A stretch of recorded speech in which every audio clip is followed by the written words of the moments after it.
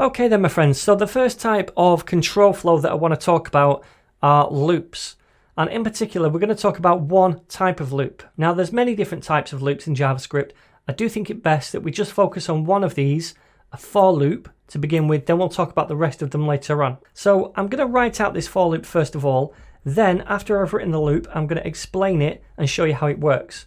So I'm saying let I equal 0, then a semicolon, then I is less than 5, semicolon, then I plus plus, then we open and close some curly braces like that at the end.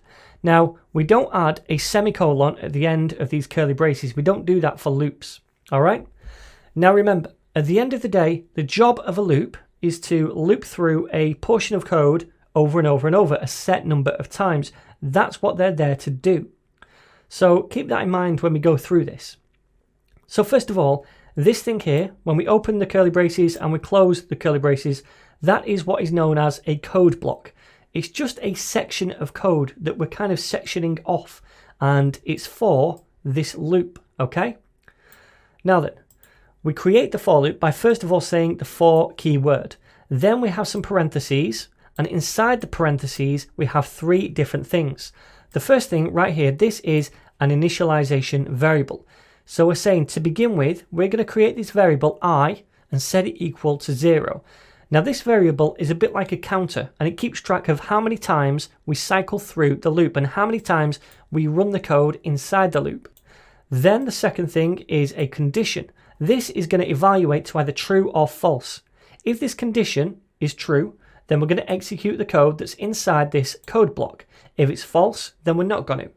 The third thing over here, this is a final expression, and this is going to execute every time at the end of the code block. Okay, so every time we loop through some code, at the end, we're going to take I and add 1 to it.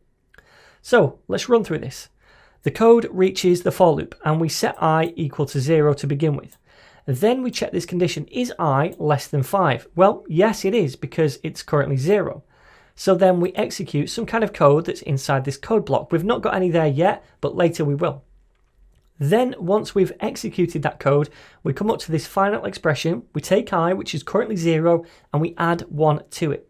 So now that's saying, okay, we've been through here once, essentially. So we come back up to the top. We don't reinitialize the variable. We just keep I as 1 because we've just added 1 to it. And we recheck the condition. Is I still less than 5? Well, it's 1. So yes, it still is less than 5. So we execute the code block again. And at the end, we do this final expression, we add 1 to I, and now it becomes 2. Then we go back to the top. Is 2 less than 5? Yes, it is. So we do the code block, and it loops and loops and loops until eventually I is 5.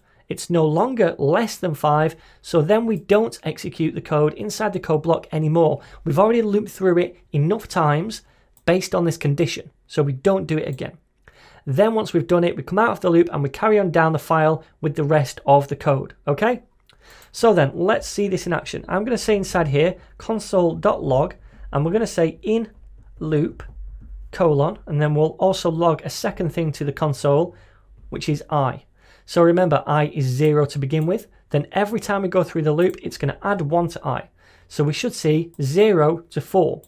We won't see 5 because at the point when I is 5, it's not less than 5 anymore, and it doesn't execute the code in here anymore. At the end of it, I'm also going to do another console log, and I'll say loop finished. So this is only going to run once we've looped through this X amount of times.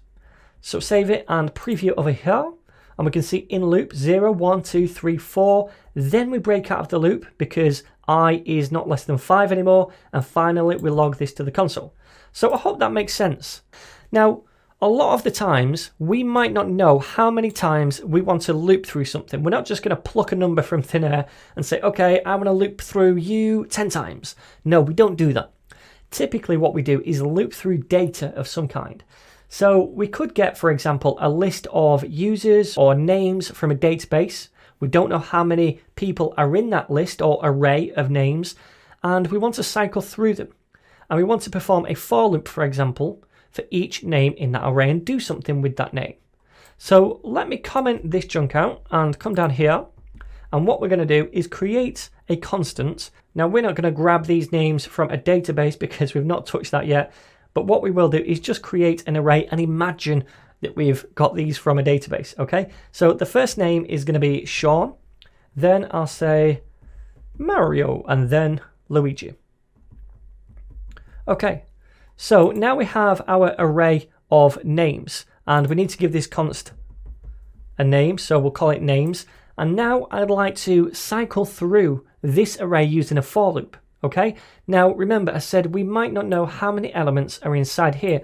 We know it because we can just look at it and say, well, there's 3 inside there, so we know how many times we want to cycle through it. But just suspend disbelief for a minute and imagine we got this from a database and you don't know how many names are inside here. We need another way to tackle this. So the way we do it is by saying for, first of all, we still initialize a variable to be 0 to begin with. That's our counter. Then we say for I less than names.length. So that's going to take the length of this, which is 3, and it's going to say for as long as I is less than that value, then we're going to cycle through it. And that ensures that we're going to cycle through each one. Does that make sense? Cool. So finally, we take I and we plus to add 1 at the end of every loop. Okay, so inside here, I'm just going to console.log I to begin with. Now we should know what happens here. It's going to be 0, then 1, then 2, and then that's it. Okay, because when it gets to 3, the length is 3 and it's no longer less than that. So then, I don't just want to log out I now. I want to log out the name that we cycle over each time. Okay, so first Sean, then Mario, then Luigi. How do I do that? Because this is not automatically linked to this. All we're doing is using the length property at the minute. What we want to do is every time we go through this loop, log out the names in order. So what we could do is we could take the names and we could use square bracket notation to get each element. And what I'm going to pass in here is I. Now, I to begin with on the first loop is going to be 0 because that's what we initialize it to be. So when we first execute this code, I is 0 and it's going to log out Sean. Then we add 1 to I and come back to the top. When we run this code block again, I will now be 1, so we'll get this element and log that to the console and so forth. So if we save this now and preview, we can see all of these names. So that's cool, right? We can now cycle through an array of any length. We don't have to know that length using this kind of syntax. Now imagine instead of just logging this to the console, we wanted to do something like create a little snippet of HTML, a little template for each name, so that eventually we're going to output that to the browser. Well, we could do something like this. Let HTML equal to a template string, which is backticks, remember, and inside that template string, we could just write some HTML. I'll do a div tag and close that off. Then what we want to do is output the variable, this thing, names I, inside this div each time. So remember, to output a variable inside a template string, we use $, then the variable name inside the curly braces, and we want names and then I. So that's going to be Sean first, then Mario, then Luigi. Okay? So then let's log to the console the HTML each time around. So save that, view in a browser, and we can see we have a little template now for each individual name. Awesome. So then one more thing before we close up, just a little bit of terminology. You might hear me and other developers in the future talk about cycling through an array or some data as iteration. And each iteration is one cycle through. So every time we perform a code block, that is one iteration through the data. Okay, so that was just a bit of terminology. That is all. We're just cycling through the data. It's the same thing. So my friends, that is a for loop. In the next video, I'm going to shift our focus to another type of loop called a while loop, which is similar, but just a bit of different syntax.